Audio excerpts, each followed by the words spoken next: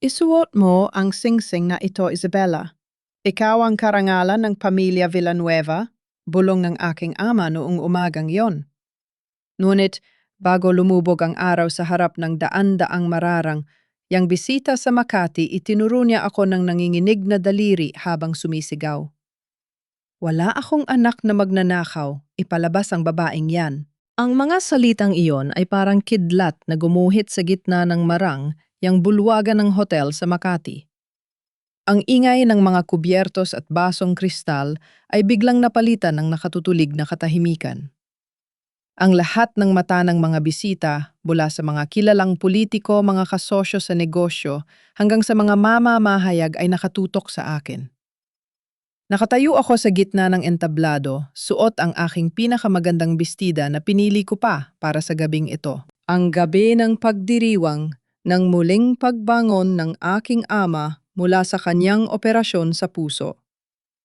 Ngunit ang muling pagtibok ng kanyang puso ay tila naging hudyat ng kamatayan ng aking danggal.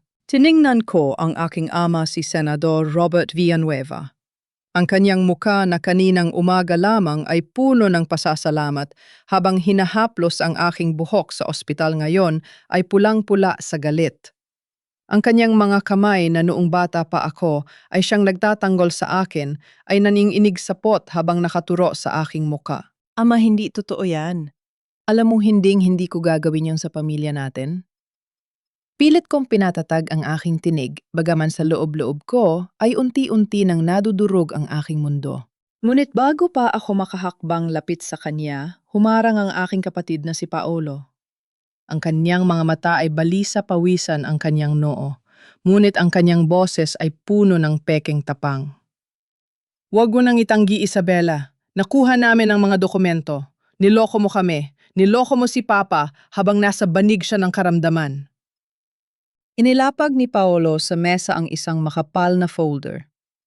Doon ay nakalagay ang mga pirma, ang ginamit upang ilipat ang 50 milyong piso mula sa pondo ng Charitable Foundation ng aking yumaong, inapatungo sa isang pribadong bank account sa Switzerland.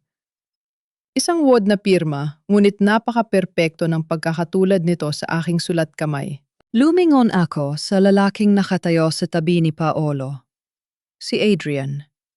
Ang aking kasintahan, ang aking magiging asawa at ang aking kasosyo sa batas. Siya ang taong nanghako sa akin sa harap ng altar na puprotektahan ako sa anumang unos. Ngunit ngayon nakatayo siya doon, nakaiwas ang tingin. Ang kanyang panga ay nakakuyom at ang kanyang mga kamay ay nakapasok sa bulsa ng kanyang mamahaling taksido. Adrian, ang bulong ko ay tila isang pagsamo na hindi narinig. Sabihin mo sa kanila, magkasama tayo kahapon sa opisina. Alam mong hindi ko hawak ang mga dokumentong yan? Pahayang gumalaw si Adrian, ngunit bago pa siya makapagsalita, isang kamay ang humawak sa kanyang balikat. Si Tia Celeste. Ang nakababatang kapatid ng aking ina, ang babaeng pumasok sa aming tahanan upang mag-alaga sa amin nang mamatay si Mama. Hawak-hawak niya ang kanyang pulang rosaryo sa kaliwang kamay, habang ang kanyang mukha ay nagpapakita ng labis na pighati, isang pighati na alam kong lason. Isabella, anak. Malambot ang boses ni Tia Celeste, ngunit bawat salita ay parang patalim na pilit ibinabaon sa aking dibdib. Huwag mo nang idamay si Adrian dito. Siya mismo ang nakatuklas ng ginawa mo. Labis din siyang nasasaktan. Bakit mo ito nagawa? Binigay namin sa iyo ang lahat. Ito ba ang ganti mo sa utang na loob mo sa iyong ama? Utang na loob. Ang salitang iyon ang naging tanikala ko sa loob ng maraming taon. Ako ang tapat na anak. Ako ang matalinong abogado na palaging naglilinis ng mga kalat ng pamilyang ito. Nang masangkot si Paolo sa gulo, ako ang nag-ayos ng mga kaso. Nang magkasakit ang aking ama, ako ang nagpuyat upang pamahalaan ng kanyang mga ari-arian at kampanya. Ginawa ko ang lahat ng iyon dahil naniwala ako na darating ang araw na titingnan ako ng aking ama bilang isang tunay na Villanueva. Hindi lamang bilang isang anino ng kanyang paboritong anak na si Paolo. At noong umagang, iyon ang ilagay niya ang singsing ng aking ina sa aking daliri. Naniwala ako na sa wakas ay nakamit ko na ang aking pangarap. Ngunit ang lahat ng yon ay isa lamang palang malaking palabas, isang patibong na inihanda upang iligtas ang iba at ako ang ginawang pain. Ito ba ang gusto ninyo? Tanong ko habang nakatitig sa kanila. Walang luha na pumatak sa aking mga mata sa harap ng mga taong ito. Ang aking danggal bilang isang abogado bilang isang babae ay hindi ko papayag ang mayurakan ng tuluyan sa kanilang harapan. Dahan-dahan kong itinaas ang aking kamay. Kinuha ko ang gintong pin ng aking Integrated Bar of the Philippines badge na nakasabit sa aking dibdib. Inilapag ko ito sa mesa sa ibabaw ng mga wad na dokumento. Pagkatapos ay dahan-dahan kong hinubad ang singsing ng aking ina na ibinigay sa aking ama kaninang umaga. Ang singsing na sumasagisag sa pagmamahal na tila kailanman ay hindi ko talaga pagmamayari sa bahay na yon. Kung ang karangalan ng pamilyang ito ay binuo sa ibabaw ng mga kasinungalingan, hindi ko kailangan ang singsing na ito. Sabi ko, sapat lamang ang lakas ng aking boses upang marinig ng mga nasa harapang mesa. Tumingin ako kay Adrian sa huling pagkakataon.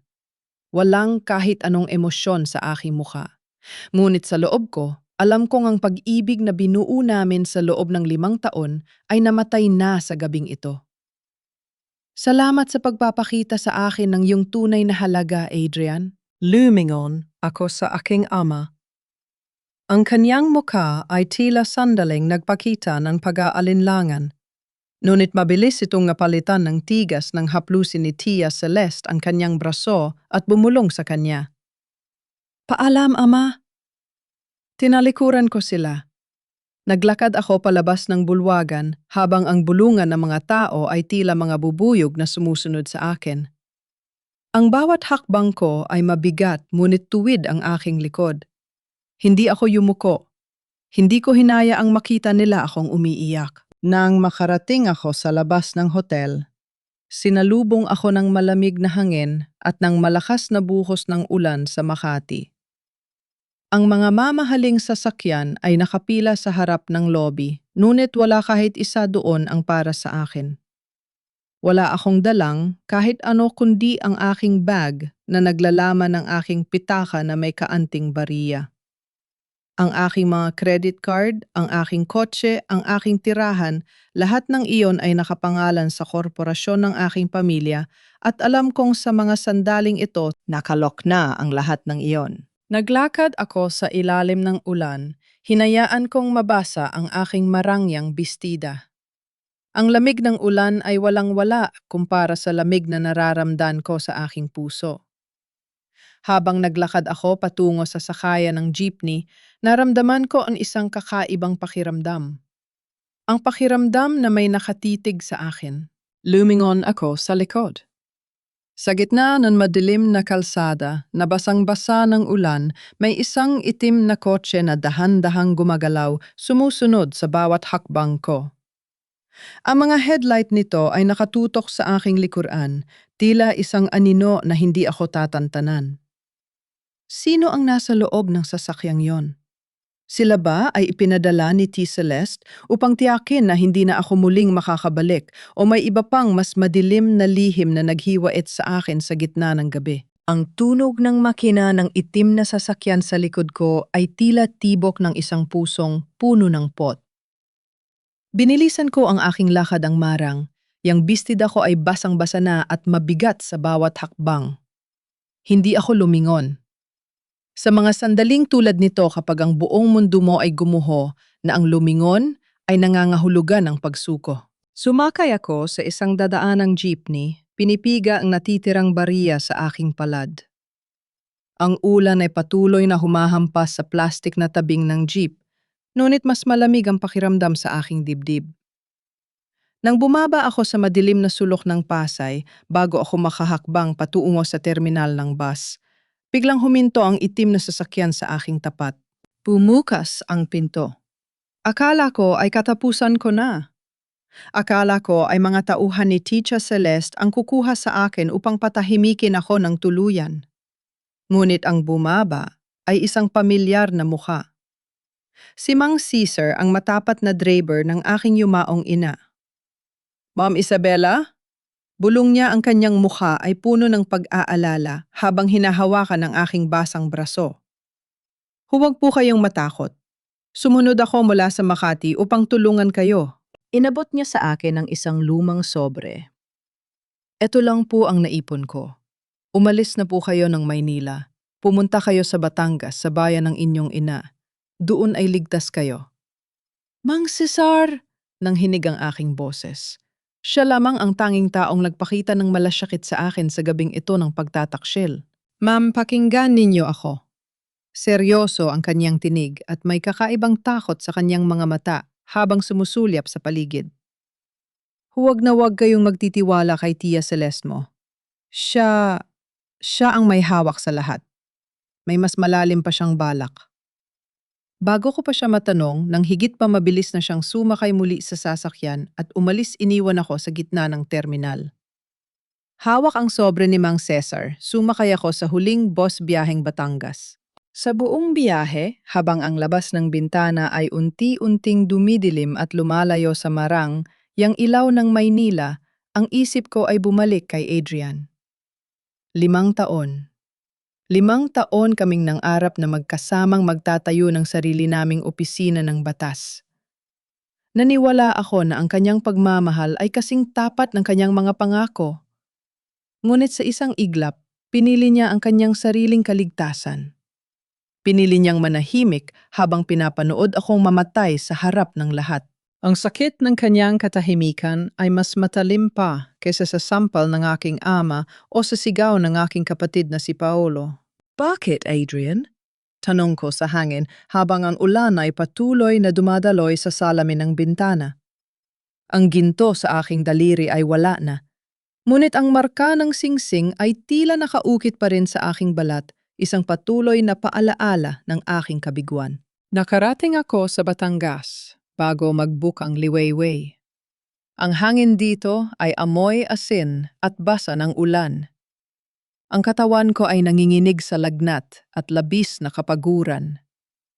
Habang naglalakad ako sa gilid ng dalampasigan patungo sa isang maliit na kapilya, ang aking paningin ay nagsimulang magdilim. Ang huling natatandaan ko ay ang malamig na semento ng hagdanan ng simbahan bago ako tuluyang nawalan ng malay. Nang imulat ko ang aking mga mata, hindi na ang ulan ang aking naririnig, kundi ang banayad na hampas ng alon. Nakahiga ako sa isang maliit na papag sa loob ng isang simpleng dampa na gawa sa kawayan at nipa. Amoy sariwang isda at tuyong dahon ang paligid. Isang matandang babae na may kulubot na mukha ngunit may napakainit na mga mata ang lumapit sa akin. May hawak siyang mangkok ng mainit na lugaw. Kising ka na pala, nene, panayad niyang sabi habang inilalagay ang mangkok sa tabi ko. Nakahandusay ka sa harap ng simbahan kanina madaling araw. Mabuti na lang at nakita ka ng aking asawa bago pa lumaki ang alon. Salamat po, pilit kong ibinangon ang aking sarili ngunit ang aking ulo ay tila umiikot. Sino po sila? Nasaan po ako? Ako si Aling Marta. Narito ka sa aming maliit na komunidad na mga mangingisda dito sa Batangas. Huwag kang mag-alala dito, ligtas ka. Sagot niya na may niting nagpagaan sa mabigat kong dibdib. Walang mga tanong kung sino ako. Walang panghuhusga sa aking basang bestida. Sa simpleng dampa na ito, naramdaman ko ang tunay na kalinga na hindi ko kailanman naramdaman sa malaking mansyon namin sa Quezon City. Ngunit ang kapayapaang iyon ay mabilis na naglaho ng sumunod na umaga. Habang sinusubukan kong tulungan si Aling Marta sa paghahanda ng kanyang mga paninda ang kanyang asawa na si Mang Tomas, ay dumating mula sa bayan dala ang ilang lumang diaryo na ginagamit nilang pambalot ng isda. Inilapag niya ang diaryo sa lamesang kawayan. Ang aking puso ay tila huminto sa pagtibok nang makita ko ang aking sariling larawan sa unang pahina ng isang kilalang tabloid. May malalaking titik na nakasulat dun. Abogadong anak ng Senador Pekeng, pirma ang ginamit upang magnakaw ng milyong piso sa korporasyon ng pamilya. Ang larawan ko habang pilit na inilalabas ng mga gwardya sa hotel sa Makati ay malinaw na malinaw. Tumingin ako sa paligid. Ang ilang kapitbahay na dumadaan sa tapat ng dampa ay nagsimulang magbulungan habang nakatingin sa akin at sa diaryong hawak ni Mang Tomas. Ang aking nakaraan, ang aking kahihiyan ay narito na naman upang ako ay tugisin. Nagsimimula ang gabi sa iyak ng isang bata. Ang bunso ni Mang Tomas ay mahigpit na yumakap sa binti ng kanyang ama habang dalawang lalaking nakabarong at may hawak na mga dokumento ang nagpupumilit na pumasok sa kanilang bakuran. Mula sa maliit na bintana ng dampa ni Aling Marta, pinanood ko ang eksena. Nararamdaman ko ang takot at kawalang pag-asa ng mga mangingisda rito. Ang lupang tinatayuan ng kanilang mga tahanan sa loob ng 3 dekada ay bigla na lamang daw binili ng isang malaking korporasyon mula sa Maynala at binibigyan sila ng 3 araw upang umalis. Wala kaming mapupuntahan, sir. Dito na lumaki ang mga anak ko, pakiusap ni Mang Tomas. Basang-basa ng pawis ang kanyang lumang sandu habang hawak ang kanyang kupas na sombrero. Hindi namin problema yan. May pirma na ang lokal na pamahalaan dito. Kung hindi kayo aalis ng kusa, gagamitan namin kayo ng puwersa. Sagot ng lalaking may hawak ng folder na mayabang na nakaturo sa mga mangingisdang nagtitipon. Kumuyom ang aking mga palad. Bilang isang abogado, alam ko ang batas sa ilalim ng Urban Development and Housing Act. Hindi sila maaaring paalisin ng walang sapat na abiso at relokasyon. Ngunit nandoon ang takot sa akin. Suspendido ang aking lisensya. Ang aking pangalan ay kasalukuyang nadungisan ng dumi sa Maynila. Kung makikialam ako, baka matuntun ako ng aking pamilya. Ngunit nang makita ko ang panginginig ng mga kamay ni Mang Tomas habang hawak ang kanyang umiiyak na anak, hindi ko na kayang manahimik. Nung gabing iyon, matapos umalis ng mga tauhan ng korporasyon, kumuha ako ng papel at panulat. Sa ilalim ng liwanag ng gasera, isinulat ko ang isang pormal na liham ng pagtutol o petisyon. Ginamit ko ang pinakamalinaw at pinakamatalas na mga argumento ng batas. Ngunit hindi ko inilagay ang aking pangalan. Ibinigay ko ito kay Mang Tomas kinaumagahan. Mang Tomas, ipakita ninyo ito sa kanila kapag bumalik sila. Sabihin ninyo na may karapatan kayong sumailalim sa tamang proses. O bulong ko. Nang sumunod na hapon, bumalik ang mga lalaki kasama ang 2 pulis. Mayabang silang naglakad sa dalampasigan. Ngunit nang iabot ni Mang Tomas ang papel na isinulat ko, nagbago ang mukha ng kinatawan ng korporasyon. Nagsimula siyang lumingon sa paligid, naghahanap kung sinong abogado ang sumulat nito. Sino ang gumawa nito? Hindi ninyo kayang isulat ito, may nakikialam na abogado rito. Sigaw niya. Hindi ko na napigilan ang aking sarili. Lumabas ako mula sa karamihan ng mga mangingisda. Ako ang nagsulat niyan. Dinala ko ang aking tinig ng may buong awtoridad na tila ba nasa loob ako ng korte sa Quezon City. At ayon sa batas, ang inyong hawak na utos ng demolition ay walang bisa dahil walang pirma ng hukom at walang relocation plan para sa mga pamilyang maaapektuhan. Kung magpupumilit kayo, maaari namin kayong kasuhan ng grave coercion. Natigilan ang lalaki pati na rin ang mga pulis na kasama niya. Alam nilang tama ako. Galit niyang itinapon ang folder sa mesa. Hindi pa rito nagtatapos ito. Sigaw niya bago mabilis na sumakay sa kanilang sasakyan at umalis. Isang malakas na hiyaw ng tuwa ang umalingaw-ngaw sa dalampasigan. Lumapit sa akin si Mang Tomas, dala ang isang basket ng mga sariwang isda. Salamat Ay, ma'am pala, ang talino mo ay nagligtas sa aming pamilya, sabi niya. Basa ang mga mata ng luha ng pasasalamat. Ang simpleng basket ng isda na yon ay naging mas mahalaga sa akin kaysa sa anumang milyong-pisong kontrata na pinirmahan ko sa Maynila. Ngunit nang puluting ko ang folder na naiwan ng lalaki sa lamesa, ang aking puso ay tila muling binalot ng yelo. Binuksan ko ito at tiningnan ang pangalan ng korporasyon sa itaas ng papel. Villanueva Development Corporation. At sa ibaba nakasulat ang pangalan ng nag-apruba ng pondo para sa proyektong ito. Si Paolo Villanueva. Ngunit ang kanyang pirma ay hindi tulad ng dati. Ito ay mabilis nanginginig at tila pilit na pilit. Nakatayo ako sa dalampasigan. Hawak ang dokumento habang ang hangin ng gabi ay lumalamig. Ang kamay ni Tia Celeste at ng aking pamilya ay nareto na rin sa Batangas. Hindi ako makatataka sa kanila. Sa gitna ng aking malalim na pag-iisip, isang malakas na tunog ng gulong ang narinig sa dulo ng kalsada patungo sa dalampasigan. Isang mamahalin at makintab na sasakyan ang huminto, nagpapakalat ng alikabok sa paligid. Bumukas ang pinto ng sasakyan at isang lalaki ang bumaba. Ang kanyang mamahaling sapatos ay tumapak sa buhangin ng Batangas. Namilog ang aking mga mata nang makilala ko siya. Si Adrian. "Isabela, pakinggan mo muna ako," bulong ni Adrian habang dahan-dahang lumalapit sa akin sa dalampasigan. Ang kanyang boses na dati ay nagpapatahimik sa aking gabi. Ngayon ay tila kalyo na nagpaparamdam lamang ng hapdi.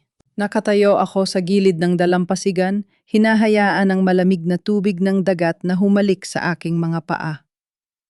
Ang dapit hapon sa Batangas ay unti-unting nababalot ng kulay abo at ginto na tila sumasalamin sa aking naghihingalong puso. Lumingon ako sa kanya. Suot pa rin niya ang kanyang mamahaling sapatos na ngayon ay nadudungisan na ng basang buhangin, isang banyagang bagay sa payak na mundong ito. Ang kanyang mukha na palaging maayos ay mukhang pagod, may mga itim na bilog sa ilalim ng kanyang mga mata at puno ng labis na dusa. "Bakit ka narito, Adrian?" Tanong ko malamig at walang kahit anong emosyon ng aking tinig. "Hindi ba tapos na tayo sa Makati? Nakuha ninyo na ang gusto ninyo. Sinuportahan mo ang kasinungalingan ng aking pamilya. Hinayaan mo akong maging kriminal sa mata ng lahat. Wala akong pagpipilian, Isabela." Sigaw niya, ang kanyang boses ay nanginginig sa desperasyon habang hinahawakan ng aking dalawang balikat. Ngunit mabilis ko siyang itinulak palayo. Pinagbantaan ako ni Tia Celeste. Hawak niya ang mga dokumento ng aking yumaong ama. Nung nabubuhay pa siya, gumawa siya ng malaking pagkakamali sa pananalapi, isang illegal na transaksyon na maaaring magpabagsak sa aming buong pamilya at magtanggal ng aking lisensya bilang abogado. Kung hindi ako sumunod sa kanya, sisirain niya ako. Sisirain niya ang aking ina at ang aking karera. Napangiti ako ng mapait habang nakatitig sa lalaking minahal ko sa loob ng 5 taon. "Kaya pinili mong ako ang masira, Adrian. Dahil mas madaling isakripisyo ang babaeng nagmamahal sa iyo kaysa sa iyong sariling pangalan at karera." "Hindi ganun yan, Isabela." Lumuhod siya sa basang buhangin, hinawakan ng aking kamay na malamig. "Narito ako para iligtas ka. Lihim kong kinuha ang perang ito mula sa aking sariling account. Umalis tayo rito. Pumunta tayo sa ibang bansa kung saan maaari nating simulan muli ang lahat. Hindi na natin kailangan ang pamilya mo. Hindi mo na kailangan si Senador Robert o si Celeste." Tiningnan ko siya habang siya ay nakaluhod sa dalampasigan. Doon ko nakuha ang aking sagot. Si Adrian ay isa pa ring duwag. Hindi siya naparito upang ipaglaban ang katotohanan o linisin ang aking pangalan. Naparito siya upang tumakas, dala ang kanyang mabigat na konsensya at umaasang sasamahan ko siya sa kanyang pagtatago. Dahan-dahan kong ipinasok ang aking kamay sa bulsa ng aking luma at kupas na jacket. Doon ay naramdaman ko ang malamig na metal ng aking engagement ring, ang singsing na ibinigay niya sa akin 2 taon na ang nakalilipas sa isang marangyang restaurant sa Maynila. Kinuha ko ito at ipinakita sa kanya. Nanlaki ang kanyang mga mata, marahil ay naniwalang tatanggapin ko ang kanyang alok. Ngunit sa harap ng kanyang naghihintay na mga mata, dahan-dahan kong binuksan ang aking palad at hinayaang mahulog ang singsing sa basang buhangin. Isang malakas na alon ang dumating at sa isang iglap, nilamon ng dagat ang gintong singsing, tuluyan itong itinago sa kailaliman ng Batangas. "Dito nagtatapos ang lahat sa atin, Adrian," sabi ko matatag at walang pag-aalinlangan. "Hindi ko kailangan ng iyong pera. At hinding-hindi ako tatakas tulad ng isang kriminal. Lalabanan ko ito." Tumayo si Adrian, ang kanyang mukha ay puno ng takot at panghihinayang. "Hindi mo kilala si Celeste, Isabela. Hindi siya titigil hanggat hindi niya nakukuha ang lahat. At nayon si Paolo? Natigilan siya tila may nasabi siyang hindi dapat. Ano ang tungkol kay Paolo? Babilis kong tanong, hinawakan ko ang kanyang braso sa unang pagkakataon. Si Paolo, unti na siyang nawawala sa kanyang sarili. Bulong ni Adrian, ang kanyang tinig ay puno ng sindak. Mula nang umalis ka sa Maynila, hindi na siya lumalabas ng kanyang kwarto. Umiinom siya gabi-gabi sumisigaw at tinatawag ang pangalan ng inyong yumaong ina. May nagpapadala sa kanya ng mga banta gamit ang mga lumang dokumento at larawan tungkol sa isang aksidente. Isang aksidente dito sa Batangas.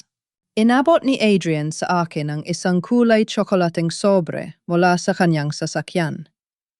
Lihim ko itong kinuha sa lamesa ni Paolo bago ako umalis. Ito ang dokumento ng transaksyon ng lupa sa Batangas na may pirma niya. May nagpapadala sa kanya ng mga banta na ibubunyag ang katotohanan tungkol sa pagkamatay ng inyong ina kung hindi niya susundin ang lahat ng utos ni Celeste. Kinuha ko ang sobre, ang aking puso ay mabilis na tumitibok. Sino ang nagpapadala ng mga bantang ito? Hindi ko alam. Sagot ni Adrian, humakbang siya paatras patutungo sa kanyang sasakyan. Ngunit pakiusap Isabela, mag-iingat ka. Kung hindi ka aalis, baka ikaw ang susunod na mawala. Hindi ko na siya pinansin habang sumakay siya sa kanyang kotse at mabilis na umalis, nag-iiwan ng usok sa tahimik na gabi ng Batangas. Nakatayo ako roon, hawak ang soble na tila isang bomba, na handang sumabog anumang oras. Pumasok ako sa dampa ni Aling Marta at kinuha ang aking lumang cellphone na matagal ko nang pinatay upang hindi ako matunto ng sinuman. Binuksan ko ito. Pagkalipas ng ilang segundo, biglang umalingaw-ngaw ang tunog ng isang tawag. Isang hindi kilalang numero. Nanginginig ang aking daliri habang sinasagot ko ito. Inilagay ko ang telepo sa aking tainga. Kamusta ang simoy ng dagat sa Batangas, Isabela? Ang boses na yon ay napakalambot, napakagalang, ngunit nagpadala ng matinding lamig sa aking buong katawan. Si Tia Celeste. Isang malakas na hampas ng kulog ang yumanig sa buong Batangas ng gabing yon. Ngunit mas nakatatakot ang biglaang pagkatok sa pinto ng aming dampa. Mabilis at malakas ang bawat hampas sa marupok na kahoy, tila ba may hinahabol na buhay sa labas, sa gitna ng unos? Nang dahan-dahan kong buksan, ang pinto, sinalubong ako ng malamig na hangin at ng isang basang-basa na lalaki. Muntik na siyang matumba sa aking harapan kung hindi ko lamang siya nasalo. Amoy alak siya, magulo ang buhok at nanginginig ang buong katawan. Isabela, ate, bulong niya sa pagitan ng kanyang mga hikbi. Si Paolo, ang aking kapatid na paborito ng aking ama, ang taong tumulong sa Makati upang sirain ang aking buhi. Ang una kong naramdaman ay galit, isang matinding kagustuhan na itulak siya palabas sa gitna ng ulan. Ngunit nang makita ko ang kanyang mga mata na puno ng matinding sindak at pagsisisi, tila ba naglaho ang galit at napalitan ng pamilyar na bigat sa aking dibdib? Inakay ko siya papasok at pinaupo sa maliit na papag na kawayan. Ate, patawarin mo ako. Ako ang may kasalanan ng lahat. Iyak ni Paolo, nakatakip ang kanyang mga kamay sa kanyang mukha habang patuloy na nanginginig ang kanyang balikat. Wala akong pagpipilian. Pinilit ako ni Tia Celeste. Kung hindi ko ginawa ang gusto niya, ipapakulong niya ako. Bakit kanya ipapakulong, Paolo? Ano ang hawak niya laban sa iyo? Tanong ko habang kumukuha ng basang tua, upang punasan ang kanyang muka at basang buhok. Ipinalabas ni Paolo mula sa kanyang bulsa ang ilang piraso ng basang papel at mga larawan. Nang tingnan ko ang mga ito, nakaramdam ako ng matinding kirot. Ito ang mga larawan ng duguang kotse ng aming ina matapos ang aksidente 28 taon na ang nakalilipas. Sinasabi ni Tia Celeste na ako ang dahilan kung bakit namatay si Mama. Pabulong na sabi ni Paolo, ang kanyang boses ay nanginginig sa takot. Sinabi niya na bago ang aksidente, nilaro ko raw ang preno ng kotse. May mga testigo raw siya at may mga dokumento na magpapatunay nito kapag dinala niya sa korte. Ate, takot na takot ako. Ayaw kong isipin ni Papa na pinatay ko si Mama. Napahinto ako. Hinaplos ko ang kanyang mukha gamit ang basang tualya. Pinunasan ko ang mga luha at dumi sa kanyang pisngi tulad ng ginagawa ko noong kami ay mga bata pa at bagong ulila. Ang aking kapatid ay naging biktima ng isang napakalupit na laro ng manipulasyon. Huwag kang matakot, Paolo. Narito ang ate, bulong ko upang kalmahin siya. Kinuha ko ang mga larawan at inilapit ito sa liwanag ng gasera. Habang sinusuri ko ang larawan ng nawasak na windshield ng kotse, may napansin akong kakaiba. Ang anggulo ng pagkakakuha ng larawan ay napakalapit, tila ba kinuha ito bago pa man dumating ang mga pulis o ambulansya. At sa isang maliit na bahagi ng nabasag na salamin ng bintana, may nakitang anino ng isang tao. Isang anino ng isang babaeng nakatayo sa tabi ng kotse. At sa kanyang nakalaylay na kamay ay may hawak na isang bagay. Isang pulang rosaryo. Ang pulang rosaryo ni Tia Celeste nang hinig ang aking mga kamay sa galit at takot. Hindi ito aksidente lamang. Si Celeste ay nandoon sa mismong oras ng aksidente at ginamit niya ang takot ng isang batang si Paolo upang gawin itong kasangkapan ng kanyang pang-blackmail sa loob ng maraming taon. Bago ko pa maipaliwanag ito kay Paolo, biglang umilaw ang cellphone niya sa ibabaw ng lamesa. Isang bagong mensahe ang dumating. Sabay naming binasa ang mensahe mula sa numero ni Celeste. Kung hindi ka babalik sa Maynila bukas para pirmahan ang natitirang papel, ang litratong yan at ang wad na resulta ng iyong ADN ay makakarating sa desk ng senador. Napatitig ako sa screen. Wad na resulta ng ADN nung ibig sabihin ng wad na ADN. Ang mga salitang yon ay nagbukas ng isang napakalaming pintuan ng misteryo sa aking isipan tungkol sa tunay na pagkakakilanlan ng aking kapatid. Ang mahaba at malungkot na tunog ng kampana ng simbahan ay umalingaw-ngaw sa gitna ng malamig na umaga ng Batangas. Ang tunog na iyon ay tila gumagapang sa manipis na ambon na dadala ng kapayapaan sa aking isipang gulong-gulo pa rin mula sa dinalang balita ng aking kapatid na si Paolo noong nakaraang gabi. Hinayaan ko muna siyang magpahinga sa dampa sa ilalim ng pangangalaga ni Mang Tomas habang ako naman ay naglakad patungo sa lumang kumbento sa tuktok ng Burol. Ang kumbento ng San Sebastian ay gawa sa mga lumang adobe at kahoy na nara, nakatayo roon ng daan-daang taon na tila ba isang saksi sa hindi mabilang na mga lihim ng bayang ito. Pagpasok ko sa loob, ang amoy ng insenso at basang lupa ay sumalubong sa akin. Doon sa maliit na hardin sa gitna ng kumbento, nakita ko ang isang matandang madre na dahan-dahan at maingat na nagdidilig ng mga puting rosas. Si Sister Teresa. Sister Teresa? Mahina akong tawag habang lumalapit sa kanya. Lumingon, ang matandang madre ang kanyang mukha ay puno ng kapayapaan, ngunit nang dumapo ang kanyang tingin sa aking mukha, bahagya siyang natigilan. Ngunit mas natigilan siya nang makita ang aking kamay. Tinitigan niya ang gintong singsing na ibinigay sa akin ng aking ama nung umagang yon sa Maynila. Ang singsing ng aking ina na ibinalik sa akin ng driver sa terminal ng bus. Ang singsing na iyan, bulong ni Sister Teresa, nanginginig ang kanyang boses habang hinahawakan ang aking kamay. Ikaw ba ang anak ni Victoria? Opo, sister. Ako si Isabella, anak ako ni Victoria Villanueva. Sagot ko habang nararamdaman ang mabilis na tibok ng aking puso. Nanggilid ang luha sa mga mata ng matandang madre. Hinila niya ako patungo sa isang maliit na kapilya sa dulo ng kumbento. Doon sa ilalim ng malamig na liwanag ng altar, nagsimula siyang magsalita tungkol sa aking ina. Sinabi niya na ang aking ina ay pumupunta rito gabi-gabi noong huling taon ng kanyang buhay, umiiyak dahil sa sakit ng pagdududa ng aking ama na si Robert. Ang iyong ama ay isang napakamapagmataas na tao, Isabella, sabi ni Sister Teresa habang nakatingin sa estatwa ng mahal na birhen. Naniwala siya sa mga bulong na ang iyong kapatid na si Paolo ay hindi niya tunay na anak.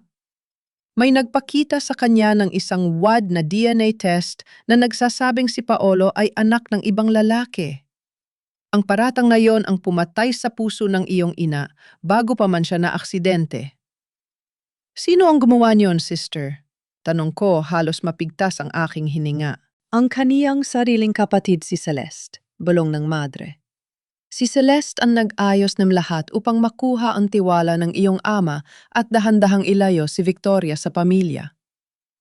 Inakay ako ni Sister Teresa patungo sa isang maliit na silid-imbakan sa likod ng altar.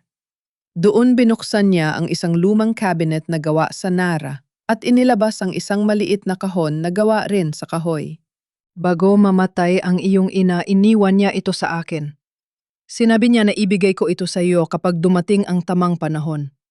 Ang panahon na handa ka nang malaman ang katotohanan. Nang buksan ko ang kahon, ang unang nakita ko ay ang sulat kamay ng aking ina. Para kay Isabela. Sa ilalim ng sulat ay may nakatiklop na lumang papel ang orihinal na resulta ng DNA test ni Paolo noong sanggol pa siya. Isang sertipikadong dokumento na nagpapatunay na si Paolo ay 100% na anak ni Robert Villanueva. Niyakap ko ang kahon sa aking dibdib. Humakbang ako patungo sa altar. Lumuhod ako sa malamig na sahig at umiyak ng walang humpay. Umiyak ako para sa aking ina na namatay na may bitbit na kahihiyan. Umiyak ako para kay Paolo na lumaking walang pag-ibig mula sa kanyang ama. At umiyak ako para sa aking sarili na binuwis ang buong buhay para sa isang pamilya ang nabulag ng kasinungalingan. Sa tapat ng altar na ito, naramdaman ko ang tunay na paglaya. Hawak ko na ang katotohanan. Ngunit ang kapayapaang yon ay mabilis na naglaho nang lumabas ako sa malaking gate ng kumbento. Mula sa likod ng malalaking puno ng acacia, nakita ko ang 2 lalaking nakasuot na itim. Kinakausap nila ang isang tindero sa tapat habang may hawak na isang larawan. Isang larawan ko. Mabilis kong itinago ang kahon sa loob ng aking bag at umatras sa dilim. Natuntun na nila ako. Ang tunog ng pagkapunit ng lumang sobre sa loob ng madilim na dampa ay tila naging hudyat ng pagbasag sa isang mahabang sumpa. Sa ilalim ng malamig at nanginginig na liwanag ng gasera, hinarap ko ang aking kapatid na si Paolo pagkatapos kong makatakas mula sa mga tauhan ni Celeste sa kumbento. Nakalak ang pinto at tanging ang tunog ng bana at naalon sa labas ang sumasabay sa mabilis naming paghinga. Ate, ano yan? Tanong ni Paolo. Ang kanyang mga mata ay nalalaki habang nakatitig sa kahon na gawa sa kahoy na inilapag ko sa mesa. Ito ang katotohanan, Paolo. Sagot ko, pilit kong pinapakalma ang aking benses. Bagaman ang aking puso ay tila gustong sumabog. Ito ang iniwan ni Mama bago siya pumanaw at ito ang magpapalaya sa ating dalawa. Dahan-dahan kong inilabas ang nakatuping lumang papel mula sa sobre at pinuklat ito sa kanyang harap. Ipinakita ko sa kanya ang orihinal na resulta ng DNA test na may tatak at lagda ng ospital. Nang basahin ni Paolo ang mga nakasulat, nakita ko ang biglaang paghinto ng kanyang paghinga. Ang kanyang mga labi ay nanginginig habang paulit-ulit na binabasa ang konklusyon. Robert Villanueva is the biological father. Hindi ito maaari, bulong niya tumutulo ang mga luha sa kanyang pisingi. Sinasabi sa akin ni Tia Celeste mula pa noong bata ako na ako ay isang anak sa labas. Na kaya ako kinamumuhian ni Papa ay dahil hindi niya ako tunay na dugo. Ginamit niya iyon upang maging sulud-sunuran ako sa kanya. Basahin mo ang sulat ni Mama Paolo. Sabi ko, inabot ko sa kanya ang papel na may sulat kamay ng aming ina. Dahil sa labis na pangingginig ng kanyang kamay, ako na mismo ang nagbasa nito para sa kanya. Ang papel ay luma na may mga mantsa ng luha na natuyo na sa loob ng halos 3 dekada. Ngunit ang bawat salita ng aming ina ay parang isang boses mula sa kabilang buhay na bumabasag sa mga dingding ng kasinungalingan. Isinulat ni Mama kung paano siya dinala ni Celeste sa isang wad na klinika upang palitan ng mga dokumento noong ipanganak si Paolo. Nais ni Celeste na magduda si Robert sa katapatan ng kanyang asawa upang tuluyang masira ang aming pamilya at makuha ang buong kontrol sa yaman at kapangyarihan ng pamilya Villanueva. Ngunit mas matindi ang sumunod na talata sa sulat. Isinulat ni Mama na natuklasan niya ang lihim na pagnanakaw ni Celeste sa pondo ng korporasyon. Bago pa man niya ito maipakita kay Robert, natuklasan niya ring sinadya ni Celeste na ipasira ang preno ng kanyang kotse. Alam ni Mama na nanganganib ang kanyang buhay. Kaya bago siya bumiyahe noong araw na yon, iniwan niya ang sulat na ito at ang orihinal na DNA test kay Sister Teresa. Pinatatay niya si Mama. Ang tinig ni Paolo ay naging isang mahinang iyak na puno ng matinding sakit at puot. Sinupurtahan niya ang kanyang buong bigat sa lamesang kawayan habang humahagulgol. Ang kanyang buong buhay ay binuo sa ibabaw ng isang napakalaking kasinungalingan, isang dumi na isinaksak sa kanyang isip upang maging kasangkapan siya ng kanyang sariling kaaway. Dahan-dahan siyang lumuhod sa aking harapan. Ang kanyang mga kamay ay nanginginig habang hinahawakan ng aking daliri kung saan nakasuot ang singsing ng aming ina. Inilagay niya ang kanyang noo sa aking tuhod, umiiyak na parang isang batang nawawala sa dilim. Ate, patawarin mo ako. Ako ang naging dahilan kung baka ka nasira. Ginamit ako ni Celeste upang saktan ka, pakiusap niya sa pag-iita ng kanyang mga hikbi. Sabihin mo sa akin kung ano ang gagawin ko. Gagawin ko ang lahat, kahit mabilanggo ako, basta't maituwid ko ang aking mga pagkakamali. Pakiusap gabayan mo ako, ate. Hinaplos ko ang kanyang likod. Sa mga sandaling iyon, ang huling bahagi ng aking kahinaan ay tila tuluyang naglaho. Ang abogadong tapat at matapang sa loob ko ay muling nagising, ngunit sa pagkakataong ito, hindi na ako lalaban para lamang sa pagkilala ng aking ama. Lalaban ako para sa katarungan ng aking ina, para sa kaligtasan ng aking kapatid, at para sa sarili kong danggal. Ang mga taon ng aking pagiging tagapagtanggol ng mga kalat ng aking pamilya ay tapos na. Ngayon ako na ang hahawak ng hatol. Ako na ang magiging tagapag-usig ng hustisya. Tumayo ka, Paulo? Sabi ko ng may buong determinasyon. Hindi ka mabibilanggo. At hindi natin hahayaang manalo si Celeste. Babalik tayo sa Maynila. Lalaban tayo sa kanyang sariling laro. Bago pa kami makapagplano ng aming pag-alis, biglang tumunog ang aking cellphone. Nang tingnan ko ito ay si Adrian. Agad ko itong sinagot. Isabella, kailangan ninyong bumalik na yun din. Ang tinig ni Adrian sa kabilang linya ay puno ng matinding kaba. Na-stroke muli ang iyong ama. Nasa intensive care unit siya sa Makati Medical Center ngayon. At si Celeste, hinarangan niya ang lahat ng daan. Ayaw niyang papasukin ng sinuman kahit ang mga doktor na hindi niya pinagkakatiwalaan. May balak siyang pilitin si Senador Robert na pirmahan ang huling kasulatan ng paglilipat ng lahat ng ari-arian habang wala siyang malay. Nanigas ang aking buong katawan. Ihanda mo ang sasakyan mo, Adrian. Papunta na kami. Ibinaba ko ang telepono at tumingin kay Paolo. Ang uno sa labas ay patuloy pa rin sa paghampas sa dalampasigan ng Batangas, ngunit sa loob ng aming dampa, isang mas matinding bagyo ang handang magsimula. Isang bagyong magdadala sa amin pabalik sa Maynila upang harapin ang aming pinakamatinding kaaway. Ang matutunog na hakbang ng aking takong sa sementadong sahig ng isang lumang gusali sa Quezon City ay tila musika ng pagbabalik. Ilang buwan din akong nagtago sa buhanginan ng Batangas, nakayuko at natatakot sa sarili kong anino. Ngunit ngayon, bawat hakbang ko ay puno ng kumpiyansa. Nagbalik na ako sa Maynila hindi bilang isang talunang biktima na itinaboy sa gitna ng ulan, kundi bilang isang abogadong handang maningil ng katarungan. Pagpasok ko sa aming inupahang taguan, nakita ko si Paolo na nakayuko sa ibabaw ng mesa, nakatitig pa rin sa kopya ng liham ng aming ina.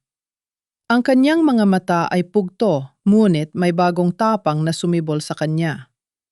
Inilapag ko ang aking itim na blazer sa silya. Ito ang aking balute. Ang korte at ang senado ang magiging larangan ng aming huling laban. Kinagabihan nakipagkita ako kay Adrian sa isang tagong kapihan sa labas ng lungsod. Umulan muli tila ba, Palaging nakikidalamhati ang langit sa tuwing magkakaharap kami. Nang dumating siya bakas, ang labis na pagod sa kanyang muka. Ang kanyang mga mata ay balisa laging nakatingin sa paligid na tila may sumusunod sa kanya. Isabela, mahina niyang batiak manghahawakan ng aking kamay sa ibabaw ng mesa, ngunit mabilis ko itong inilayo. Wala na tayo sa oras para sa mga dula-dulaan, Adrian, malamig kong panimula. Tinitigan ko siya hindi bilang lalaking minahal ko, kundi bilang isang saksi at kasangkapan sa aking kaso. Sinabi mo noon na hawak ka ni Tia Celeste sa leeg dahil sa mga kasalanan ng iyong ama. Ngunit alam mo ba kung ano ang tunay niyang plano para sa iyo? Kinuha ko ang isang brown envelope mula sa aking bag at inilabas ang mga kopya ng financial records na masusi kong pinag-aralan habang nasa Batangas. Inilagay ko ito sa kanyang harapan. Tingnan mo iyan, utos ko. Habang abala ka sa pagtatago ng mga lihim niya, unti-unti niyang inililipat ang mga nakaw na pondo mula sa charitable foundation ng aming pamilya patungo sa mga dummy accounts na nakapangalan sa iyong law firm. Ginagawa kanyang fall guy, Adrian. Kapag pumutok ang iskandalong ito at nakuha na niya ang buong korporasyon, ikaw ang ituturo niyang utak ng lahat. Ikaw ang makukulong, hindi siya. Namutla si Adrian. Nanginginig ang kanyang mga kamay habang binabasa ang mga papeles. Ang takot sa kanyang mga mata ay napalitan ng matinding galit, hindi sa akin, kundi sa sarili niya at kay Celeste. Diyos ko, hindi ko ito alam. Bulong niya halos mabulunan sa sarili niyang laway. Kaya pala pilit niyang pinapapirmahan sa akin ang mga huling kontrata bilang kinatawa ng korporasyon? Na yon ay alam mo na kung gaano siya katuso. Sabi ko habang tinititigan siyang maigi. Bibigyan kita ng isang huling pagkakataon upang itama ang lahat, maging mata at tainga kita sa loob. Kailangan kong malaman ang bawat hakbang niya, bawat galaw niya, bago ang pagdinig sa Senado. Tumingin si Adrian sa akin, puno ng pagsisisi ang kanyang mga mata. Gagawin ko, Isabela. Ipapangako ko, tutulungan kita. Patawarin mo ako sa pagiging duwag ko noon. Tumayo ako. Hindi ko na kailangan marinig ang kanyang mga paumanhin. Ang batas ay walang pakialam sa mga luha ng pagsisisi. Ang batas ay nangangailangan ng matibay na ebidensya at mabilis na aksyon. Lumapit ako sa kanya at sa isang bihirang sandali itinaas ko ang aking mga kamay at inayos ang lukot na kwelyo ng kanyang polo. Tinitigan ko siya ng malapitan. Huwag mo akong bibigyan muli, Adrian, dahil kung gagawin mo ako mismo ang magpapakulong sa'yo. Bumalik ako sa aming tiguan na may panibagong lakas. Sa harap ng aking laptop, mabilis kong tinapos ang isang formal na manifest to isang urgent petition for intervention na naka-address sa Senate Blue Ribbon Committee. Hiniling ko na formal akong gawing star witness sa gaganaping investigasyon tungkol sa katiwalian sa Villanueva Charity Fund. Hindi ko inilagay ang lahat ng aking hawak na ebiden, siya sapat lamang upang makuha ang atensyon ng mga senador at ng media. Kinabukasan ng umaga, ipinadala ko ang petisyon. Hindi nagtagal nakatanggap ako ng mensahe mula kay Adrian. Nalaman na ni Celeste ang petisyon mo, text ni Adrian. Ngunit tumatawa lamang siya. Kumpiyansa siya, Isabela. Sinabi niya sa mga abogado niya na wala kang hawak na orihinal na dokumento, kaya ibabasura lamang ng Senado ang iyong testimonya.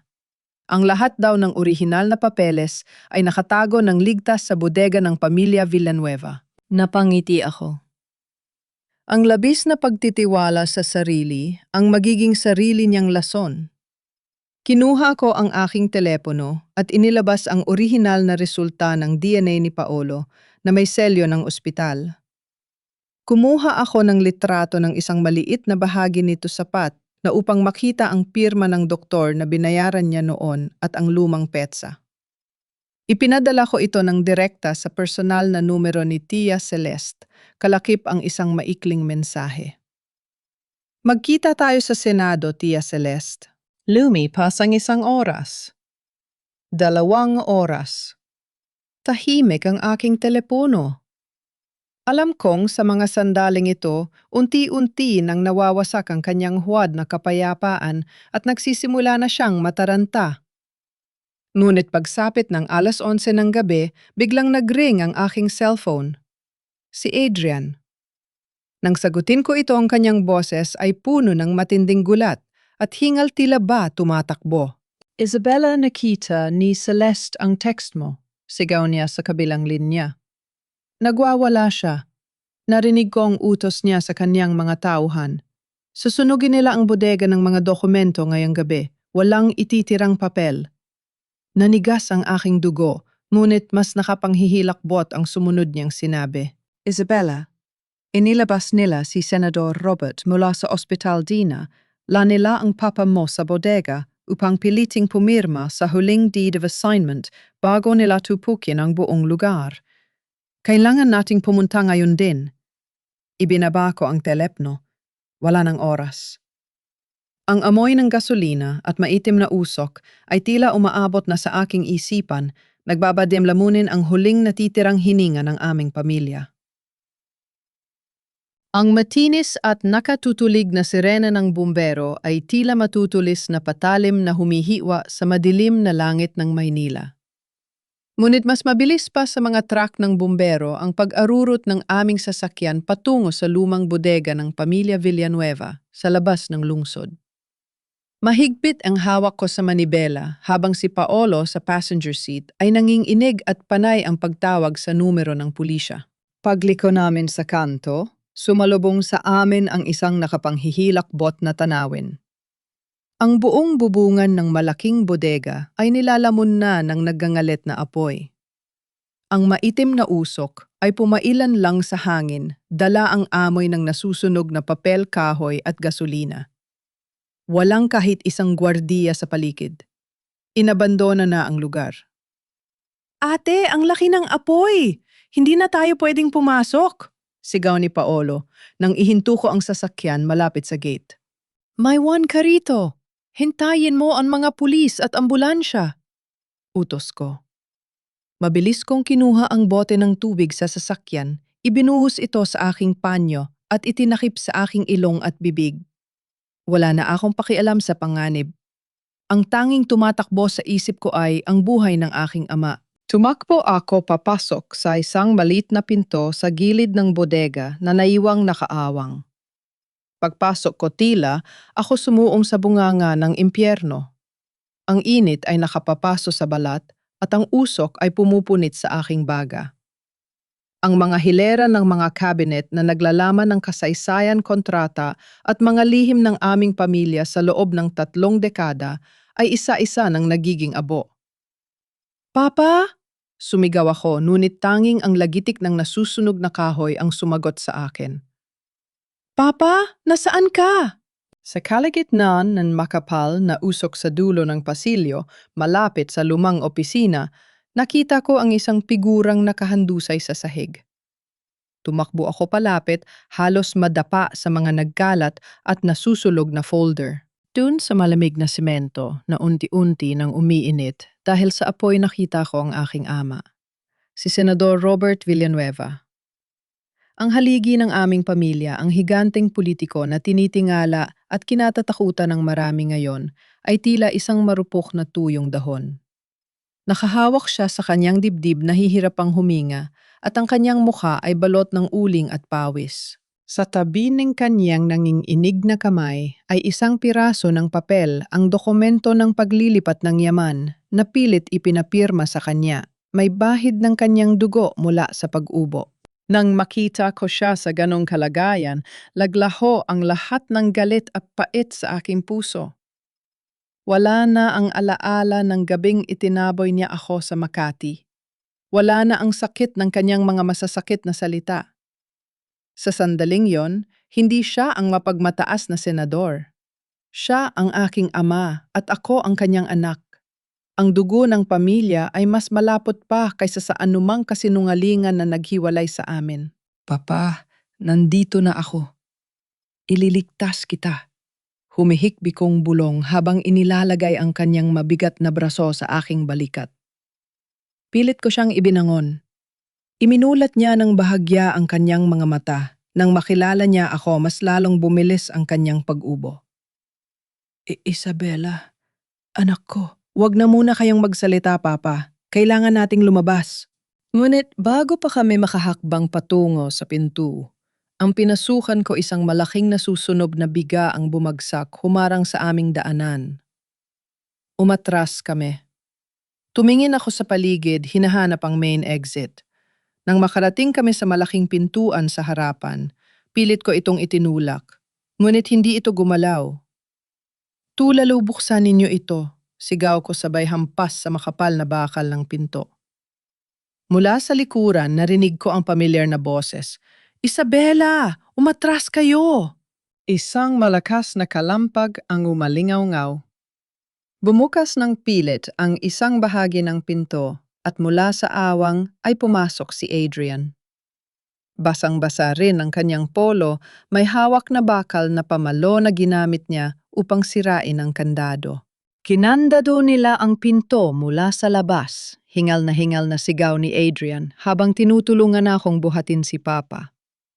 Binalak ni Celeste na patayin tayong lahat, gusto niyang palabasin na namatay tayo sa isang aksidente. Habang sinusubukan mong nakawin ang mga dokumento, ginawa niya rin akong pain. Nangilabot ako sa narinig. Ang kasamaan ni Tia Celeste ay wala ng hangganan. Ilabas mo na ang papa mo, paparating na ang mga bumbero. Utos ni Adrian. Inakay ko si Papa palabas ng pintuan kung saan sininghap namin ang sariwang hangin. Agad na sumalubong sa amin si Paolo at ilang mga pulis nakakarating lamang. Nang lumingon ako, nakita kong tumakbo muli pabalik sa loob ng nasusunog na bodega si Adrian. Adrian, baliw ka ba, guguho na yan? Sigaw ko. Ngunit hindi siya lumingon. Tumungo siya sa direksyon ng server room sa gilid ng bodega. Ginamit niya ang bakal upang basagin ang salamin ng server cabinet. Sa kabila ng init at naglalagablab na apoy, mabilis niyang hinugot ang isang makapal na hard drive, ang kaisa-isang digital backup ng lahat ng financial records ng korporasyon, ang patunay ng pagnanakaw ni Celeste na pilit nitong tinutupok. Isang malakas na pagsabog ang naganap sa loob kasunod ng pagguho ng bahagi ng ikalawang palapag. Sumigaw ako sa takot, ngunit makalipas ang ilang segundo, lumabas si Adrian mula sa usok umuubo at may paso sa kanyang braso, ngunit mahigpit na yakap-yakap sa kanyang dibdib ang hard drive na kanyang nailigtas. Nakaligtas kami, at hawak namin ang pinakamahalagang ebidensya. Sa loob ng dumating na ambulansya, tahimik akong nakaupo sa tabi ni Papa, habang ikinakabit ng mga paramedic ang oxygen mask sa kanyang muka. Puno ng uling ang aking damit at muka. Hinihimas ko ang malamig na kamay ng aking ama. Dahan-dahan niyang iminulat ang kanyang mga mata. Ang kanyang paningin ay malabo pa rin, ngunit nang maramdaman niya ang aking kamay, humigpit ang kanyang hawak. Isang patak ng luha ang tumakas mula sa gilid ng kanyang mata, dumaan sa kanyang pisinging may mansa ng abo. Ibinaba niya ng bahagya ang oxygen mask at tinitigan ako ng mga matang puno ng labis na panghihinayang. Ang mga labi niyang nanginginig ay bumuo ng mga salitang matagal ko nang pinang-arap marinig, ngunit hindi sa ganitong kalagayan. Anak, patawad. Basag na bulong ng aking ama. Ang salitang yon ay nagpalambot sa kahuli-hulihang yelo sa aking puso. Nandito na ako, Papa. Wala na kayong dapat alalahanin. Ako ang bahala sa pamilya natin. Sagot ko habang walang humpay na pumapatak ang aking mga luha, hinahagkan ang kanyang kamay. Nakaligtas ang aking ama. Dinala siya sa intensive care unit ng isang ligtas na ospital at binantayan ng mga pulis. Sa gabing iyon, nabigo si Celeste na patayin kami. Ngunit hindi niya alam na buhay pa kami at higit sa lahat, hindi niya alam na hawak namin ang katotohanan. Pagsapit ng kinabukasan, binuksan ko ang telebisyon sa waiting room ng ospital. Bumulaga sa screen ang live broadcast mula sa lobby ng Senado ng Pilipinas. Ang araw ng investigasyon ay dumating na. Sa gitna ng mga nagkikislapang camera at nagkakagulong mga mamamahayag, naglakad si Tia Celeste. Suot niya ang isang napakalinis na puting Filipiniana, hawak ng mahigpit ang kanyang paboritong pulang rosaryo. Ang kanyang muka ay perpektong nagpapakita ng kalungkutan, isang nagluluksa at banal na babae. Isang malaking trahedya ang nangyari kagabi sa bodega ng aking kapatid. Malungkot niyang pahayag sa mga mikropono bago ngumiti ng palihim isang niting puno ng kumpiyansa. Ngunit narito ako sa Senado ngayon upang panindigan ang katotohanan gaano man ito kasakit para sa aming pamilya. Tinitigan ko ang kanyang mukha sa screen. Ang kanyang labis na pagtitiwala sa sarili na nasunog na ang lahat ng aming ebiden, siya ang magiging mismong lubid na bibitay sa kanya. Kinuha ko ang aking itim na blazer at isinuot ito. Ang oras ng paghuhukom ay dumating na. Bang, bang, bang! Inuutusan ko ang buong bulwagan na panatilihin ang katahimikan order in the hearing. Umalingaw-ngaw ang malakas na paghampas ng kahoy na malyete ng tagapangulo ng Senate Blue Ribbon Committee. Sa loob ng malawak at marangyang bulwagan ng Senado ng Pilipinas, daan-daang mata ang nakatutok sa nag-iisang babaeng nakaupo sa witness stand, si Tia Celeste.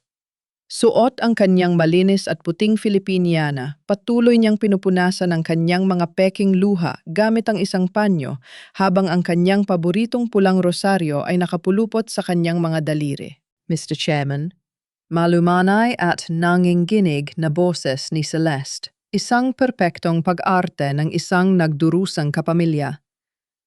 Gaya ng sinabi ko, ang pamangkin kong si Isabela ang medplano ng lahat. Ginamit niya ang kanyang talino bilang abogado upang ilipat ang pondo ng charity sa kanyang pangalan. At nang matuklasan namin ito, nagalit siya. Kagabi ay sinubukan niyang sunugin ang bodega ng aming pamilya upang sirain ang ebidensya. Kasama ng kanyang ama, ng aking kapatid, nawala silang lahat sa apoy.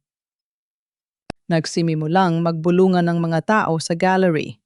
Ang mga kamera ng iba't ibang estasyon ng telebisyon ay walang tigil sa pag-flash, kinukuha ang bawat anggulo ng kanyang pagluluksa. Ngunit bago pa man makapagtanong muli ang tagapangulo, dalawang malalaking gwardiya ng Senado ang nagtulak sa mabibigat na pintuan ng bulwagan. Bumukas ito ng maluwang. Tumahimik ang buong kwarto. Ang lahat ng ulo ay lumingon patungo sa pintuan. At doon sa ilalim ng maliwanag na ilaw ng Senado, naglakad ako papasok. Suot ko ang aking itim na suit. Ang aking buhok ay maayos, na nakatali ang aking likod ay tuwid, at ang aking mga hakbang ay mabibigat at puno ng awtoridad. Hindi na ako ang babaeng itinaboy sa ulan ng Makati. Ako si Isabela Villanueva, isang abogado, at narito ako upang maningil ng hustisya. Nang makita ako ni Celeste, nanlaki ang kanyang mga mata. Ang kanyang pekeng pag-iyak ay biglang nahinto. Namutla ang kanyang mukha na tila nakakita ng isang multo at ang pulang rosaryo sa kanyang kamay ay muntik na niyang mabitiwan. Mr. Chairman, Your Honors, malakas at malinaw kong bati habang naglalakad patungo sa gitna ng bulwagan. Ako po si Ate Isabela Villanueva. Formal ko pong inihahain ang aking pag-apela na humarap sa komiting ito hindi lamang bilang isang saksi, kundi bilang opisyal na legal counsel ni Senador Robert Villanueva at ni Paolo Villanueva. Nagsimimulang magkagulo ang mga mamamahayag. Buhay siya, Isabela? Bulong ng mga tao. Pilit na kinakalma ng tagapangulo ang bulwagan gamit ang kanyang malyete. Ate Villanueva, tinatanggap namin ang iyong manipesto? Sabi ng tagapangulo. Halatang nagulat din sa aking pagdating. Maaari kang magsalita? Ano ang nais mong patunayan sa pagdinig na ito? Tumayo ako sa harap ng mikropono. Tinitigan ko ng diretso sa mga mata si Celeste. Nakita ko ang butil ng pawis na namumuo sa kanyang noo sa kabila ng lamig ng aircon. Nais kong patunayan, Mr. Chairman, na ang babaeng nakaupo sa witness stand ay isang sinungaling, isang magnanakaw at isang kriminal na ginamit ang aming pamilya sa loob ng 3 dekada. Panimula ko. Objection, wala siyang karapatang paratangan ako ng ganyan. Sigaw ni Celeste, ang kanyang malambing na boses ay biglang naging palengkera. Patay na ang kapatid ko. Ikaw ang sumunog sa kanya, Isabela. Buhay ang aking ama. Matapang kong sagot ang aking boses ay umalingaw-naw sa buong Senado. Nakaligtas siya sa apoy na ikaw mismo ang nag-utos na itanim. Ngunit bago tayo pumunta sa krimeng yon, nais kong linisin ang pinakaugat ng lahat ng kasinungalingan sa pamilyang ito. Inilabas ko mula sa aking bag ang lumang kahon na gawa sa kahoy at inilapag ito sa mesa. Ipinakita ko sa komite ang orihinal na resulta ng DNA test. Ito po ang orihinal na DNA test ng aking kapatid na si Paulo na nagpapunay na siya ay tunay na anak ng aking ama.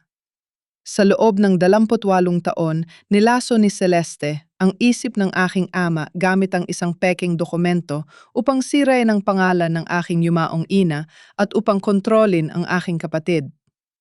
Ipinasa ko ang dokumento sa mga staff ng komite kasama ang liham ng aking ina na nagdedetalye ng pagnanakaw ni Celeste noong una pa man. Ginamit niya ang kahihiyan ng aming pamilya upang gawin kaming mga sunod-sunuran. Pinatay niya ang aking ina sa pamamagitan ng paninira at nayon, tinatangka niyang ubusin ang aming yaman. Pikian, gawa-gawa mo lang yan, Isabela. Tili ni Celeste, nanginginig ang kanyang mga daliri habang nakaturo sa akin. Wala kang orihinal na financial records para patunayan na ako ang nagnakaw sa charity fund na sunog na ang lahat kagabi. Sa sandaling yon, isang malamig na ngiti ang sumilay sa aking mga labi. Salamat sa pag-amin na alam mong nasunog ang mga dokumento kagabi, Tia Celeste. Ngunit nagkakamali ka. May nailigtas kami. Lumingon ako sa pintuan. Mr. Chairman, tinatawag ko ang aking susunod na saksi, si Ate Adrian Santos. Lalong namutla si Celeste. Napahawak siya sa gilid ng mesa nang pumasok si Adrian. May benda pa ang kanyang kaliwang braso mula sa paso na nakuha niya kagabi. Tahimik siyang naglakad patungo sa witness stand, umupo sa kabilang silya at itinaas ang kanyang kanang kamay upang manumpa. Ate Santos, maaari mo bang sabihin sa komite kung ano ang hawak mo? Tanong ko. Inilapag ni Adrian ang isang makapal na hard drive sa mesa. Mr. Chairman, ito po ang buong digital backup ng financial records ng Villanueva Charity Fund. Lihim ko itong kinuha mula sa server room bago tuluyang gumuho ang bodega kagabi. At ano ang nilalaman yan? Tanong ng tagapang-ulo. Huminga nang malalim si Adrian bago magsalita. Naglalaman po ito ng lahat ng wire transfers na nagpapatunay na si Celeste Villanueva ang naglipat ng 50 milyong piso patungo sa kanyang mga dummy accounts. Pinilit niya akong gumawa ng mga peking dokumento upang palabasin na si Isabela ang may gawa ng lahat. Bini-blackmail niya ako gamit ang mga lumang kaso ng aking yumaong ama. Patawad, Isabela. Patawad sa Senado.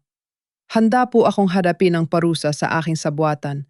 Ngunit hindi ko na kayang maging bahagi ng pagtatangka niyang pagpatay sa kanyang sariling pamamilya. Nagkagulo muli sa gallery. Ang mga reporter ay nag-uunahang mag-type at mag-ulat ng live. Ang bawat salita ay parang bombang sumasabog sa mukha ni Celeste. Nagsisinungaling siya, kasabwat siya. Nagwawala ng sigaw ni Celeste. Tumayo siya, tinapon ang mikropono sa sahig. Siya ang nag-iisang kumilos. Ginawa niya yon para nakawin ng pera. At nang malaman niyang mabibisto na siya, sinunog niya ang bodega para pagtakpan ang krimen niya. Paano mo mapapatunay? Yang nandoon ako, Adrian May? Ebidensya ba kayo na ako ang nag-utos niyan? Sa puntong ito, ang midterm na aking hinihintay ay dumating. Humakbang ako palapit sa mesa ni Celeste. Ang aking mga mata ay tila yelo na nakatitig sa kanyang nag-aapoy na desperasyon. Wala kang inuutos sa telepono o sa papel, Tia Celeste. Masyado kang maingat para doon, malamig kong sabi. Kaya kagabi, pumunta ka mismo sa bodega bago ito sunugin ng iyong mga tauhan, hindi ba? Pumunta ka roon upang pilitin ang aking ama na pirmahan ang huling deed of assignment habang ina-attack siya sa puso. Wala akong alam sa sinasabi mo. Nasa bahay ako buong gabi, sigaw niya. Lumingon ako sa likuran. General Pineda, maaari po ba ninyong ilabas ang latagpuan ng Soko kagabi? Isang general ng pulisa ang lumapit may hawak na isang malinaw na plastic evidence bag. Ipinakita niya ito sa komite at sa mga camera. Sa loob ng plastic bag, merong isang bagay na bahagyang nasulog ang dulo, ngunit buo pa rin ang pagkakagawa. Isang pulang rosaryo. Napatayo ng tuwid si Celeste. Otomatikong napatingin ang kanyang mga mata sa kanyang kaliwang kamay, wala doon ang rosaryong palagi niyang dala. Ang hawak niya kanina pa ay isa lamang mumurahing pamalit. Nakuha ng pulisya ang CCTV footage mula sa kalsada sa labas ng bodega. Malinaw na nakita ang sasakyan mo na pumasok roon bago magsimula ang sunog. Matapang kong pahayag ang bawat salita ko ay tila mga pako na ibinabaon sa kanyang kabaong. At nang tumakas ka bago sumabog ang apoy, sa sobrang pagmamadali mo, nahulog mo ang pinakamamahal mong rosaryo sa gilid ng pasilyo. Wala nang lumabas na salita sa bibig ni Celeste. Ang kanyang perpektong maskara ng pagiging isang banal at mapagmahal na tiya ay tuluyan ng labasag. Nagsimula siyang manginig hindi dahil sa pag-arte, kundi dahil sa tunay at hubad na takot. Ang kanyang mga mata ay ligaw na naghahanap ng kakampi sa bulwagan, ngunit lahat ay nakatingin sa kanya ng may pandidiri at galit. Humakbang ako palapit sa kanya. Ang mga taon ng pagtitiis ko, ang sakit ng pagpapahiya niya sa akin ang mga luha ko sa dalampasigan ng Batangas at ang muntikang pagkamatay ng aking ama. Lahat ng iyon ay nag-alab sa aking dibdib. Ngunit hindi ako sumigaw. Ginamit ko ang pinakamatalim na sandata ng isang abogado, ang malamig at di matitinag na katotohanan. Tinitigan ko siya ng malapitan at sinabi ang mga salitang magpapabagsak sa kanya ng tuluyan. Ang katotohanan ang magpapalaya sa amin, Celeste.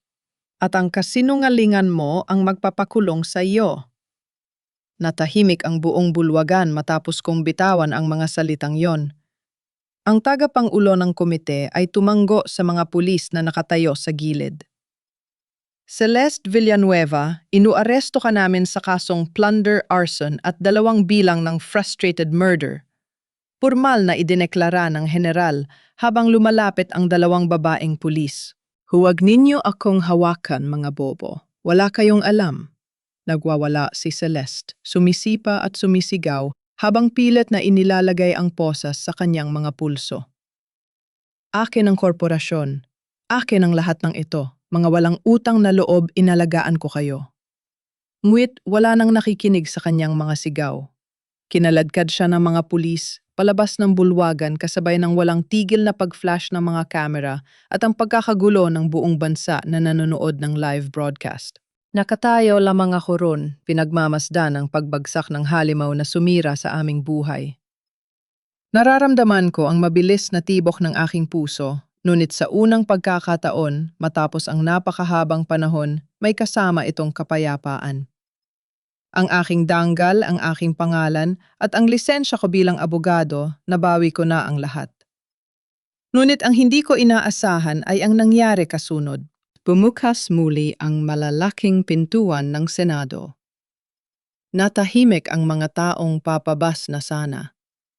Mula sa pintuan isang figura ang dahan-dahang itinutulak papasok. Si Paolo na may luha sa mga mata ay nagtutulak ng isang wheelchair. At nakaupo roon, nakasuot ng simpleng damit pang ospital na may maputlang mukha ngunit may niti ng labis na pagmamalaki ay ang aking ama. Si Senador Robert Villanueva. Tumayo ang mga senador. Nagbigay daan ang mga tao. Sa gitna ng mga nagkikislapang kamera at mga ilaw inangat ng aking ama ang kanyang nanginginig na kanang kamay inaabot ako. Isabella? Tawag niya isang boses na basag, ngunit puno ng pagmamahal na matagal ko nang inasam. Tumakbo ako patungo sa kanya at doon sa harap ng buong bansa na minsang ay sumaksi sa aking pagbagsak niya, kapko ang aking ama. Ang bagyo ay natapos na. Ang malamig na simoy ng hangin sa Manila Memorial Park ay nagdadala ng kakaibang kapayapaan na matagal ko nang hindi naramdaman. Sa ilalim ng malilim na puno ng acacia, nakatayo ako sa harap ng puntod ng aking ina, si Victoria Villanueva. Wala na ang mga nagkikislapang camera, Wala na ang maiingay na mamamahayag at wala na ang mabigat na pasanin ng mga kasinungalingan. Dahan-dahan akong lumuhod at inilapag ang isang pumpon ng mga sariwang puting rosas sa ibabaw ng makinis na marmol. Mula sa aking bulsa, inilabas ko ang gintong singsing ng aming pamilya, ang singsing na paulit-ulit na ginamit bilang simbolo ng aking halaga sa pamilyang ito. Pinunasan ko ito gamit ang aking panyo hanggang sa kuminang itong muli at maingat kong ipinatong sa ibabaw ng lapida ng aking ina. Mamamalaya na tayo, pulong ko, habang ang isang mainit na luha ay pumatak mula sa aking mata. Ang pangalan mo ay malinis na, at ang pamilya natin, unti-unti na rin silang naghihilom. Sa pag-iwan ko ng singsing na yon, iniwan ko rin ang aking pangangailangan na kilalanin ng aking ama o ng sinuman sa mataas na lipunan ng Maynila. Hindi ko na kailangan ng ginto upang patunayan ang aking karangalan. Kinahapunan, bumalik ako sa ospital kung saan nagpapagaling ang aking ama. Sa loob ng kanyang private room, naroon ang ilang piling miyembro ng media para sa isang formal na pahayag. Nakaupo si Senador Robert Villanueva sa kanyang wheelchair. Maputla pa rin siya at mahina, ngunit ang kanyang mga mata ay may bagong liwanag ng pagpapakumbaba. Sa harap ng mga kamera, kinuha ng aking ama ang mikropono. Nanginginig ang kanyang kamay, ngunit matatag ang kanyang tinig. Sa loob ng halos 3 dekada na bulag ako ng aking sariling pagmamataas at ng mga kasinungalingang inihain sa akin, panimula niya sabay tingin sa akin. Itinaboy ko ang nag-iisa kong anak na walang ginawa kundi protektahan ako. Isabela, sa harap ng buong bansa, humihingi ako ng tawad sa iyo. Hindi ko man maibabalik ang mga taon ng paghihirap mo. Gagawin ko ang lahat upang bumawi. Kinuha ng aking ama ang isang fountain pen at pinirmahan ang makapal na dokumento sa kanyang harapan. Formal na niyang nilagdaan ang paglilipat ng Villanueva Charity Fund upang maging Villanueva Legal Aid Foundation. Ang pondo na muntik ng nakawin ni Celeste ay gagamitin na ngayon upang magbigay ng libreng serbisyong legal sa mga taong walang kakayahang ipagtanggol ang kanilang sarili, lalo na ang mga manging isda at magsasaka sa mga probinsya. Matapos ang press conference, nagpaalam sa akin si Paolo. Nakasuot siya ng simpleng t-shirt at maong bitbit ang isang lumang duffel bag. Bilang bahagi ng kanyang plea bargain at pag-amin sa kanyang naging sabwatan dahil sa pananakot, pinatawan siya ng korte ng probation at sa pilitang community service sa isang malayong probinsya. Ate, tawag niya sabay yakap sa akin ng mahigpit. Pag-alis ko rito, hindi na ako ang mahinang Paolo na nagtatago sa anino mo o ni Papa. Mag-aaral akong maging isang tunay na lalaki. Isang lalaking karapat-dapat magdala ng apelyido natin. Naniniwala ako sa iyo, Paolo. Maghihintay ako sa pagbabalik mo, nakangiti kong sagot habang tinatapik ang kanyang balikat. Nang makita ko siyang maglakad palayo, alam kong tapos na ang aking tungkule, bilang kanyang tagapagligtas. Handa na siyang iligtas ang kanyang sarili. Lumipas ang ilang linggo. Ang ingay ng Maynila ay pinalitan muli ng pamilyar na tunog ng kalikasan. Ang tunog ng alon na humahampas sa dalampasigan ay tila isang malambing na awit na sumasabay sa masasayang tawanan ng mga bata na naglalaro sa mababaw na tubig ng Batangas. Nakatayo ako sa gilid ng pantalan, nilalanghap ang sariwang hangin at ninanamnam ang sikat ng araw sa aking balat. Bumalik ako sa Batangas, hindi upang magtago, kundi upang magsimula. Mula sa likuran ko, narinig ko ang pamilyar na yabag. Nang lumingon ako, nakita ko si Adrian. Nakasuot siya ng isang simpleng puting polo na nakatupi hanggang siko. Wala na ang kanyang mamahaling sapatos. Sa halip, nakasuot na lamang siya ng simpleng sandals habang naglalakad sa buhangin. Isabella, bati niya. Ang kanyang boses ay may halong kaba at pag-asa. Kasabay ng pagbagsak ni Celeste, kusang isinuko ni Adrian ang kanyang sarili sa kinauukulan. Dahil sa kanyang tulong upang mabawi ang mga ninakaw na pondo at mailigtas ang aking ama, binigyan siya ng mas mababang parusa at kasalukuyang naglilingkod bilang pro bono assistant sa isang pampublikong opisina. Adrian, tipid ngunit tapat kong sagot. Salamat at dumalaw ka. Humakbang siya palapit. Ang kanyang mga mata ay naghahanap ng puwang sa aking puso na minsan ay pag-aari niya ng buong buo. Nakita ko ang balita tungkol sa bagong foundation na itatayo mo rito. Gusto ko sanang tumulong kung papayagan mo ako. Gusto kong patunayan sa'yo na nagbago na ako. Nakaya ko ng panindigan ng mga pangako ko. Tiningnan ko ang lalaking minsan kong pinang-arap na makasama habang buhay. Sa kanyang mga mata, nakita ko ang tunay na pagsisisi at pagmamahal. Ngunit sa paglipas ng mga buwan, marami akong natutunan tungkol sa aking sarili. Nalaman ko na ang aking kaligayahan at kaligtasan ay hindi nakasalalay sa pag-ibig ng isang lalaki. Ngumiti ako ng bahagya, isang ngiting puno ng pagpapatawad. Salamat sa paggawa ng tama sa Senado, Adrian. Iniligtas mo ang buhay ng aking ama at kailanman ay hindi ko iyon makakalimutan. Huminto at huminga ng malalim. Ngunit hindi na ako ang Isabelang makilala mo sa Maynala at hindi ko na maibabalik ang tiwalang nabasag noong gabing yon sa Makati. Marahil balang araw kapag pareho na tayong buo, maaari tayong maging magkaibigan. Ngunit sa ngayon, kailangan nating parehong maglakad sa magkaibang landas upang tuluyang maghilom. Nakita ko ang sakit na dumaan sa kanyang mga mata, ngunit mabilis itong napalitan ng pag-unawa. Tumango siya ng dahan-dahan. Naiintindihan ko, Isabela, at lagi kong ipapanalangin ang kaligayahan mo. Tinalikuran ko siya hindi nang may galit, kundi nang may malalim na kapayapaan. Naglakad ako pabalik sa maliit na bahay kubo na ipinatayo ko malapit sa bahay ni na Aling Marta at Mang Tomas. Sa labas ng bahay, maraming mga mangingisda ang naghihintay. May mga dalang papel at nakangiti sa akin. Sila ang aking bagong pamilya, ang mga taong tinanggap ako noong ako ay walang-wala. Kinuha ko ang isang martilyo at isang maliit na pako. Sa tulong ni Mang Tomas, itinaas namin ang isang simpleng karatula na gawa sa kahoy at ipinako ito sa itaas ng aking pintuan. Nakaukit dun ang mga salitang Villanueva Legal Aid para sa mahihirap. Tumingin ako sa malawak na karagatan ng Batangas. Wala na ang mga anino ng nakaraan. Ako si Isabela Villanueva. Hindi na lamang karangalan ng isang apelyido, kundi boses ng katotohanan. At sa wakas nahanap ko na ang daan, pauwi. Isang taon na ang lumipas. Ang amoy ng dagat at ang ingay ng mga bangkang demotor ang naging paborito kong musika araw-araw. Ang maliit na bahay kubo na nilagyan ko ng karatula noon ay naging isang maayos at maluwang na opisina na ngayon.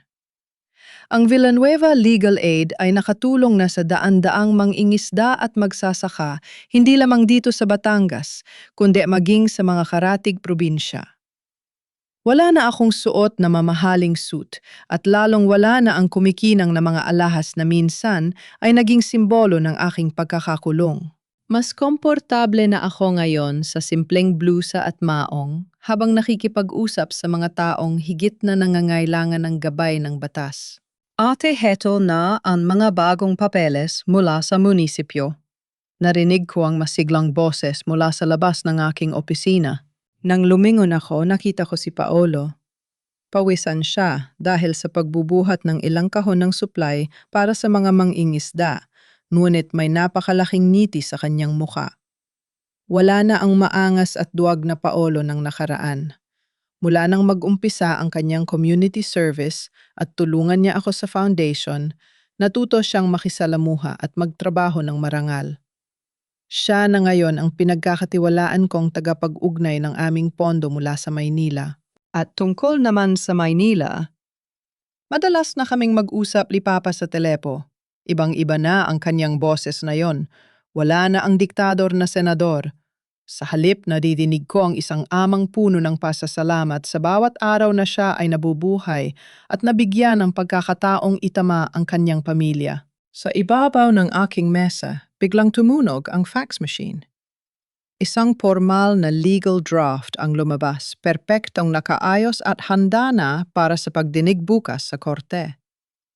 Sa ibabaw ng pahina, may isang maliit at pamilyar na sulat kamay. Para sa kaso ni Mang Tomas, nandito lang ako kung kailangan mo ng tulong. Adrian. Napangiti ako ng tipid. Sa loob ng 1 taon, hindi na siya nagpilit na bumalik at guluhin ang aking kapayapaan. Sa halip araw-araw niyang pinatutunayan ang kanyang pagbabago sa pamamagitan ng pagiging isang tahimik ngunit maaasahang pro bono assistant. Hindi ko alam kung ano ang mangyayari sa aming dalawa sa hinaharap. Ngunit sa ngayon, sapat na ang katahimikang ibinibigay ng distansya at ng kanyang tapat na pagtulong gamit ang gawa, hindi ang salita. Minsan nakikita ko sa balita ang pag-usad ng kaso ni Tia Celeste. Nakakulong siya ngayon sa isang maximum security prison, inabandon ng mga taong minsan niyang sinuhulan. Ang katarungan ay ganap ng nakamit. Pagsapit ng dapit hapon, iniwan ko ang mga papeles sa aking mesa at naglakad patungo sa dalampasigan. Ang langit ay nagkulay kahel at lila, isang perpektong tanawin ng paglubog ng araw sa Batangas. Sinalubong ako ng malamig na simoy ng hangin, pinapalipad ang aking buhok na tila inaanod ang huling bakas ng aking madilim na kahapon. Ipinikit ko ang aking mga mata at dinama ang kalayaan. Hindi na ako isang anino sa isang malaking mansyon. Hindi na ako biktima ng mga kasinungalingan o bilanggo ng utang na loob. Ako si Isabela Villanueva, isang anak na nagpatawad, isang kapatid na nag-aruga, at isang abogadong nakahanap ng tunay na karangalan sa paglilingkod sa iba. Sa wakas nahanap ko na ang liwanag sa dagat,